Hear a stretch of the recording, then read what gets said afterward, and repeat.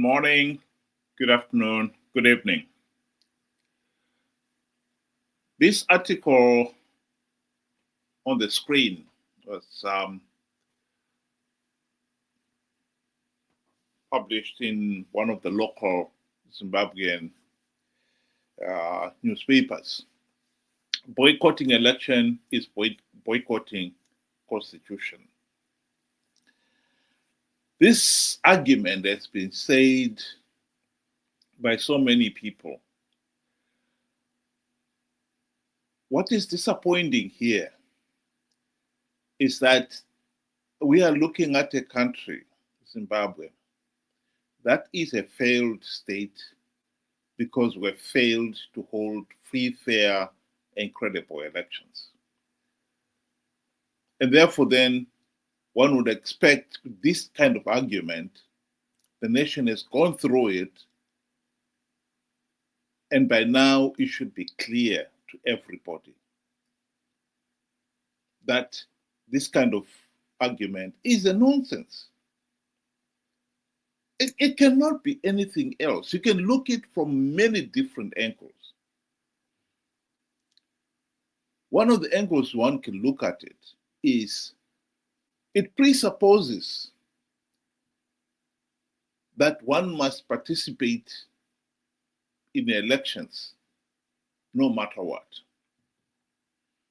Well, elections are supposed to be processes governed by rules. The Constitution is the supreme law of the land. So if the process does not meet the supreme laws of the land, surely you cannot say you must, however, continue to participate regardless, particularly when you know that if you participate in the flawed process, you give it legitimacy. So it becomes a catch-22. Those with the ability to rig elections would say, it doesn't matter, we can rig as much as we like. They will participate and give the process legitimacy. It defeats the whole point. And this is exactly why Zimbabwe is a failed state. We've been participating in flawed elections, giving the process, a flawed process, legitimacy. That argument has been made so many times, and yet here we are. It's being opened again. Somebody comes out with a bold statement, boycotting elections is boycotting the Constitution. Just beggars belief. We're just going round and round in circles here. Ben, what do you think? Good day to you and good day to our viewers. Thank you for joining us. I would start by mentioning that we had our elections in 2023, the most recent elections in 2023. And from that election came reports from various observer missions that had come to observe our elections. And in unison or in one voice, they stated that our elections did not meet international standards. And they made it clear that it did not even measure up to the Constitution, our Constitution. Now, this for me, it simply spells out that it was flawed and illegal. If it doesn't measure up to your own Constitution, it is illegal. Then how does then making boycotting, rigged elections? I think they deliberately left out the word rigged elections because that's exactly what we had in 2023 and before. Zimbabwean elections have always been mad with vote rigging schemes and, violence, forcing people, is particularly in the rural areas and so forth. And the Constitution actually says you shouldn't be doing that. It should be a free, fair, and credible process. And again, you go to the composition of ZEC itself. These are children of top ZANU-PF officials that are in charge. These are the commissioners that are in charge. So basically, it's ZANU-PF running the election.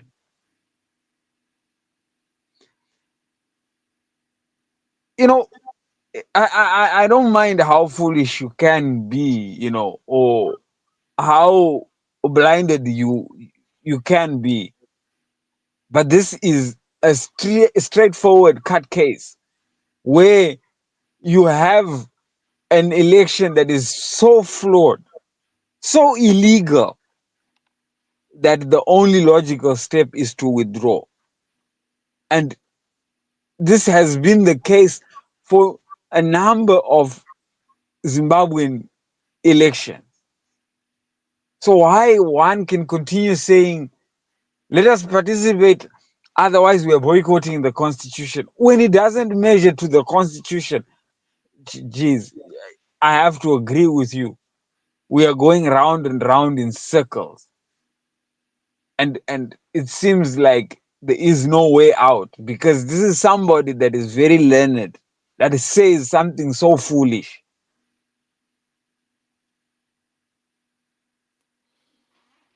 Well, here is Professor Jonathan Moyo. I played this video clip several times, and it's worth repeating. Zimbabwe's SEC, the commission that's supposed to conduct the elections, is clearly so corrupted and compromised, it cannot deliver free, fair, and credible elections, which is exactly what the cartoon there or the picture on the screen is encapsulating, where the president says, is everything in place for the elections? And the SEC chairperson says, yes, Mr. President, would you like to see the results? Here is Professor Jonathan Moyo explaining why that is not an exaggeration.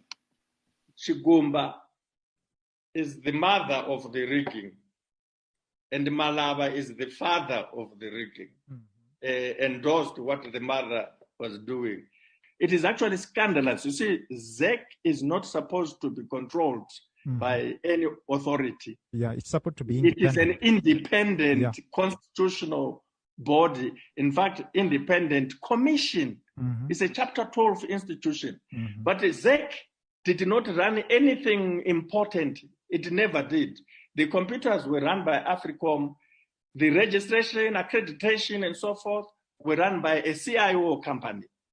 So between the CIO and the army, they ran the processes, the operations, using their instruments.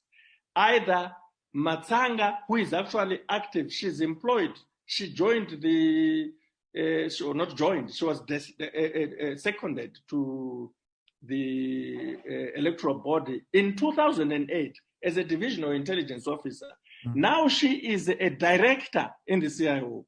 As we speak right now, she's a director, and she was congratulated and rewarded for rigging the 2018 election, and she was given a house in Borodale, a posh mansion in there. So there is a serious problem that, whereas on paper ZEC is supposed to be an independent constitutional body that runs elections transparently, efficiently, and impartially. No, it doesn't. It doesn't, because it does not even itself run. The elections are run for ZEC by the securocrat. This is important. So one can ask, why is then the opposition continuing to participate? Well, the MDC CCC opposition has had the chance to implement the democratic reforms, particularly during the GNU of 2008 to 2013. They failed to implement even one token reform. Why? Because Mugabe bribed them, gave them the tokens of high office, the E-class Mercedes-Benz, the very generous salaries all round, and for Morgan Tsvangirai, the US $4 million mansion in Highlands. And they forgot about implementing reforms. That is the political reality. And ever since the failed GNU, the MDC CCC have participated in flawed elections, knowing fully well that the process is flawed, knowing fully well that by participating, they are giving the process credibility and the results legitimacy. But they've continued to do so out of greed. On the screen there, showing you the picture of the book by David Coulthard. And at the bottom of it, I'm showing you the quotation from that book, where he is admitting that the process in Zimbabwe is so flawed, so illegal. The logical thing to do is not to participate. But he also goes one step further and explains why they've kept participating. And the reason for it, simple, greed. They could not, MDCN could not withdraw from the elections because they feared that the other MDC would participate and win the seats. That is the reason why they've been participating. And for us to keep on pretending we don't know that, it beggars belief. And in this case here, it's clear. If we all participate, you give the process legitimacy. And once you've participated, you cannot then say, no, the elections were rigged. Well, you participated knowing that the process is flawed. That's ZANU-PF was rigging the elections. And in this particular case, Chamisa and company have been saying they have got ways of stopping ZANU-PF rigging the elections.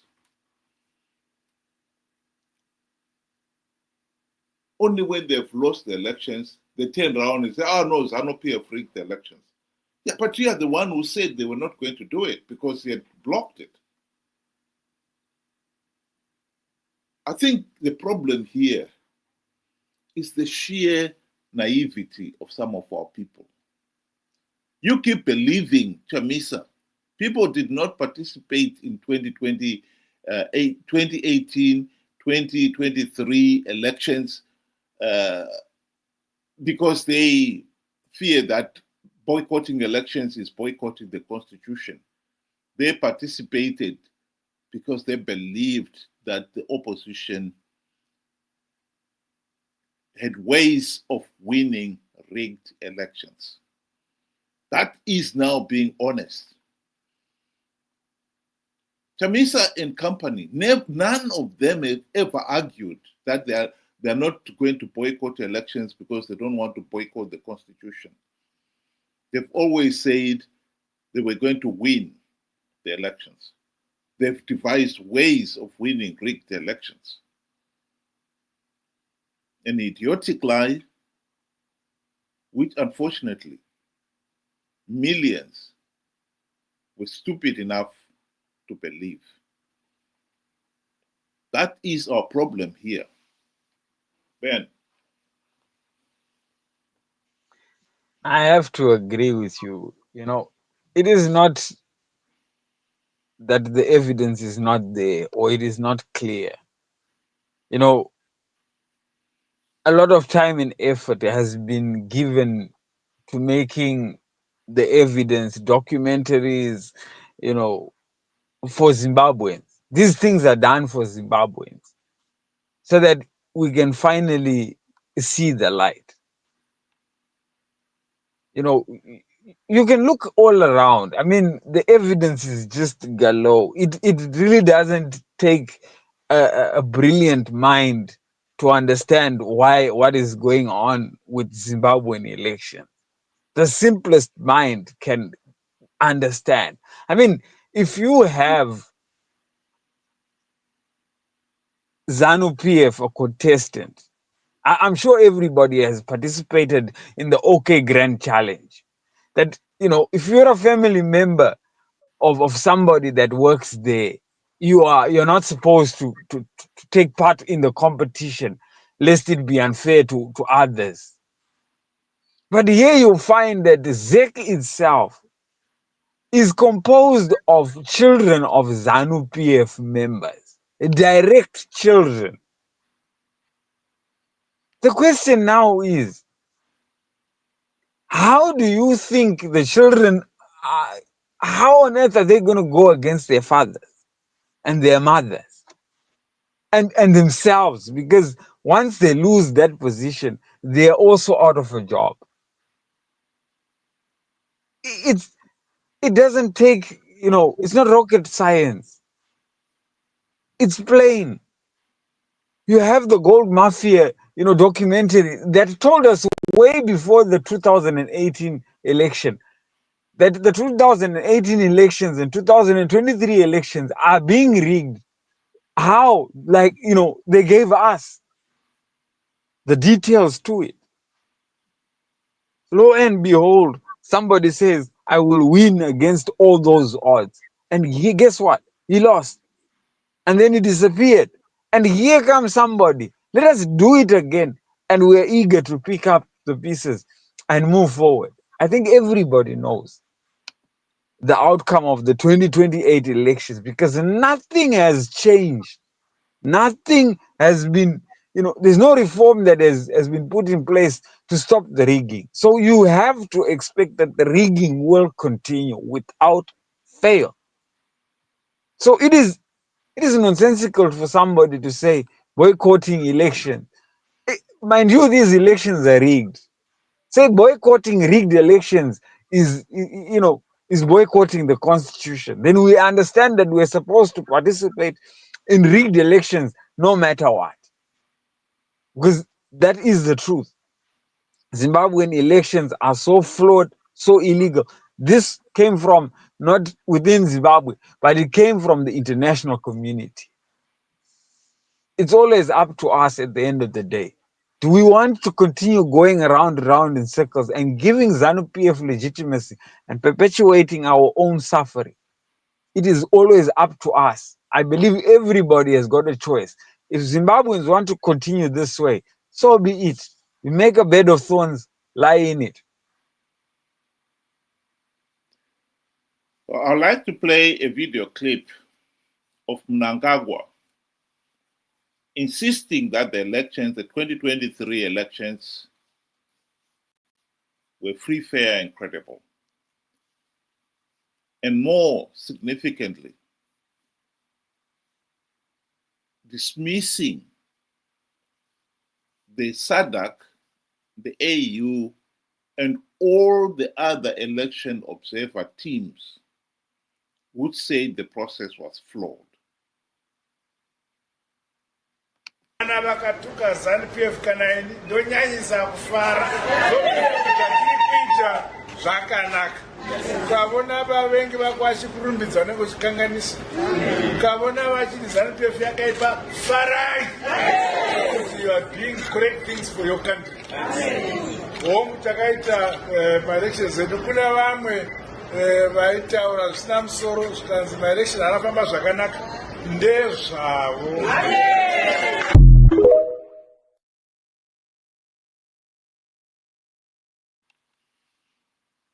Here is the body, the regime, the authority that are supposed to prepare to make sure that elections are free, fair, and credible. When they are told, no, the elections are not free, fair, and credible, he dismisses it as deja vu. Elections are a process. They're supposed to be governed by rules. Rules that must be observed. And if those who are supposed to make sure that they observe the rules are the ones who are ignoring them, it is foolish, of course, for us to say, well, we'll still continue participating regardless. What motivation is there for the regime to implement the reforms and make sure the election process is free, fair, and credible? I think this kind of opinion can only be written by somebody who has no clue what constitutes free, fair, and credible elections. Who has no clue why we need the rule of law.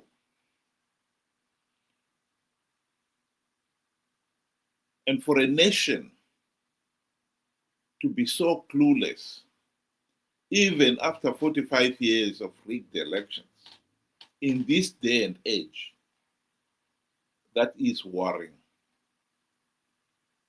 That explains why Zimbabwe is a failed state. And as long as we remain clueless, we are never going to get out of this mess. Right now, we are looking at 2028. And I can tell you now, Chamisa is gearing up to launch a new party according to his recent activities on social media.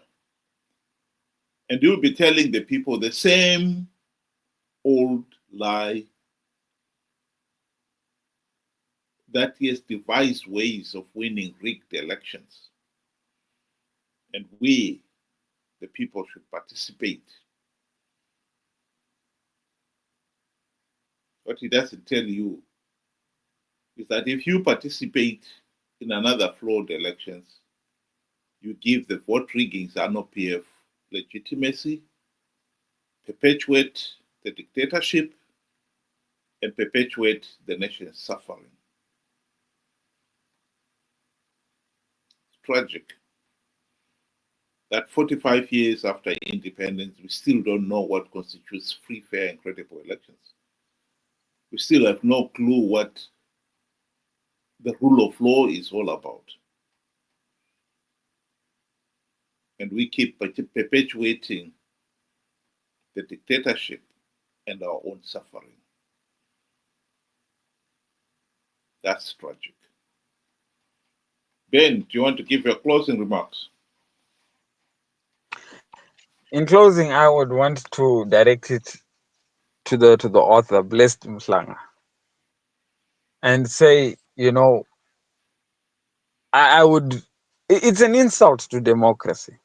Just the headlines of his story, it's an insult to democracy. We have had the 2023 elections and the report is there and the report was adopted.